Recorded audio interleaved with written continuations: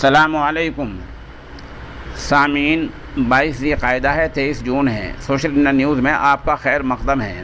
خبر کا عنوان ہے قربانی کو لے کر مرکزی سرکار کا وضاحتی بیان۔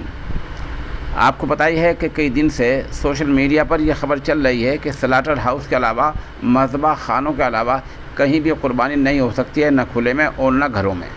اسی خبر کو لے کر لوگوں میں، خاص طور سے اہل اسلام میں تشویش پائی جا رہی تھی کہ کھلے میں تو کسی حد تک بات ٹھیک ہے، چلیے، لیکن کیا گھروں میں اور چہار دیواری کے اندر بھی قربانی اب نہیں کی جا سکتی؟ یہ معاملہ چل ہی رہا تھا کہ اس نامہ نگار نے آج مرکزی وقف کونسل کے رکن اور بی جے پی کے دہلی کے اہم ذمہ دار جناب قاری محمد ہارون گنگیروی سے رابطہ کیا۔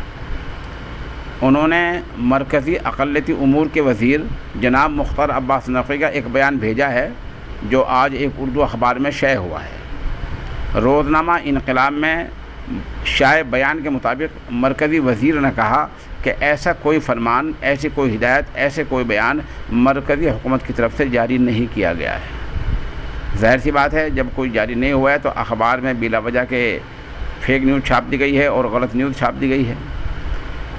مختار عباس نقوی کا یہ بھی کہنا ہے کہ مرکزی سرکار ایسے فرمان جاری نہیں کیا کرتی، نہ یہ کام مرکزی سرکار کا ہے، اس بارے میں کچھ کرنا ہی ہے تو ریاستی سرکاریں کیا کرتی ہیں، مرکزی سرکار کا یہ کام نہیں ہے۔